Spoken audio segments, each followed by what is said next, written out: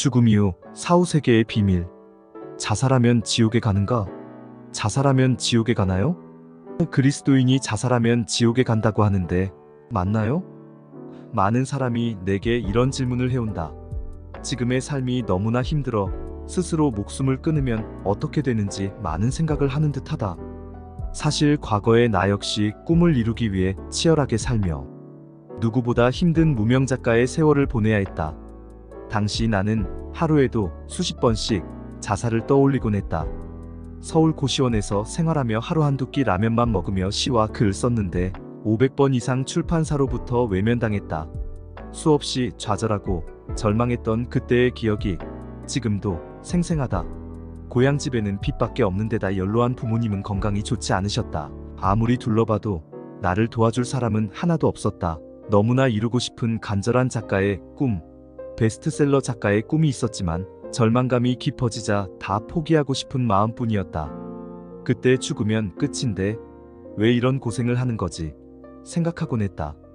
많은 사람이 자연사하면 천국 같은 좋은 곳에 가지만 자살하면 지옥에 간다고 믿는다.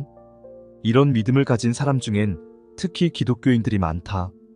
교회 성당에서 목사와 신부로부터 그런 말을 들었기 때문이다. 하지만 종교가 일러주는 내용과 실제 사후세계를 체험한 사람들, 그리고 이전에 세상을 떠난 영혼들과 교신하며 알게 된 사실은 실제와 너무나 상반된다. 제대로 영성과 사후세계를 공부한 사람들은 자살해도 지옥에 가지 않는다는 걸 잘 알고 있다. 우리를 창조한 창조주께서 우리를 벌하기 위해 자유의지를 주신 것은 아니기 때문이다. 삶을 마친 영혼들과 교신하는 세계적인 영매 리사 윌리엄스는 죽음 이후에 또 다른 삶에서 자살한 영혼이 겪는 과정을 이렇게 설명하고 있다. 영혼이 스스로 목숨을 끊도록 이미 계획이 짜여 있는 때도 있다. 이는 부모와 가족, 구성원들 모두가 얻어야 할 교훈을 얻게 하기 위해서다. 사람들은 좋아하지 않을지 모르지만 어떤 경우에는 치유를 위해 자살이라는 경험이 필요할 수도 있다. 보면 알겠지만 우리가 사람들을 같은 가족으로 태어나게 할 때는 다 이유가 있는 것이다. 어떤 이들은 과거의 상처를 치유하기 위해 한 가족으로 태어나기도 한다. 다른 경우에는 다른 이들이 발전하고 진화하는 것을 돕기 위해 한 가족으로 태어나기도 한다. 그녀의 말에 의하면 어떤 영혼들은 영계에서 스스로 목숨을 끊도록 이미 계획하고 태어난다는 것이다. 나는 가족이나 친인척, 가까이 했던 사람 중 자살한 사람이 있다면 그녀의 이 말을 기억했으면 좋겠다. 자살이 꼭 나쁜 것만은 아니라는 뜻이다. 어떤 영혼은 자신이 전생에 지은 카르마를 소멸시키기 위해 자살을 계획하고 태어나야만 하는 것이다. 그러니 누군가가 자살했다고 너무나 과도하게 슬퍼하거나 애도하지 않았으면 하는 게 내 개인적인 바람이다. 그 영혼은 자신의 계획대로 살다가 간 것이기 때문이다. 리사 윌리엄스는 자살한 영혼에 대해 또 이렇게 말한다.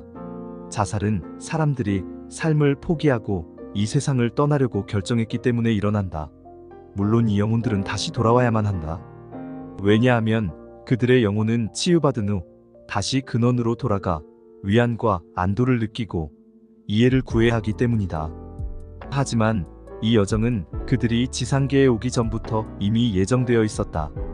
이쪽 세계에서는 이 과정을 도와줄 인도령들이 기다리고 있고 또한 영혼의 해결책을 제시해줄 자연스러운 여정을 잘 알고 있는 치유자들도 기다리고 있다. 이 치유자들은 매우 강력하며 그들은 자주 성전에 가서 사람들이 각자의 삶에서 발전하며 나아갈 수 있도록 돕는 의식을 매일 거행하곤 한다. 사람들이 자살로 생을 마감했어도 그들의 영혼이 강력한 치유자들의 인도와 도움을 통해 자신의 삶을 돌아보고 삶에 복귀할 수 있도록 도움을 받는다는 사실은 안도감을 준다고 이어서 설명하고 있다. 우리는 모두 자신이 다음 생에 어떤 삶을 살지 선택할 수 있다. 하지만 스스로 목숨을 마감한 이들은 특정한 교훈을 깨우쳐야 하는 만큼 선택의 폭이 좁아진다.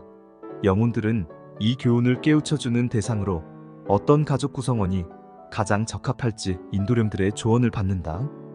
이번 생에서 자살할 계획이 없었는데 스스로 목숨을 끊으면 영혼은 복잡한 과정을 거치게 된다.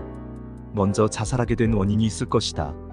그 원인은 자살한 영혼의 고통과 상처를 남겼을 테고 자살한 영혼은 사후세계에서 여러 치유 과정을 거치게 된다. 그리고 전생을 돌아보게 되는데 자연사한 영혼들과는 비교할 수 없는 슬픔과 미련, 후회, 고통을 느끼게 된다. 모든 영혼은 다양한 체험을 통해 영적 성장과 진보를 이루려고 환생한다. 그런데 자살하면 삶에서 배울 수 있는 게 거의 없다. 그래서 충동을 이기지 못하고 스스로 목숨을 끊은 걸 크게 후회하게 된다. 앞서 소개한 미국의 유명한 영능력자 루스 몽고메리의 아무것도 사라지지 않는다라는 책에는 사후세계에 대한 놀라운 내용이 담겨 있다. 이 책을 보면 자살한 영혼들은 영계에서 오랜 시간 자살한 데 대한 부끄러움과 후회, 생전의 카르마를 해결하지 못한 데 대한 괴로움을 겪는다고 한다. 이 책에 담겨 있는 내용 가운데 일부를 옮겨보겠다. 이런 사람들은 순간적인 광기로 인해 고통은 받았지만 곧 자살을 유발한 일시적인 정신 이상을 극복하게 된다.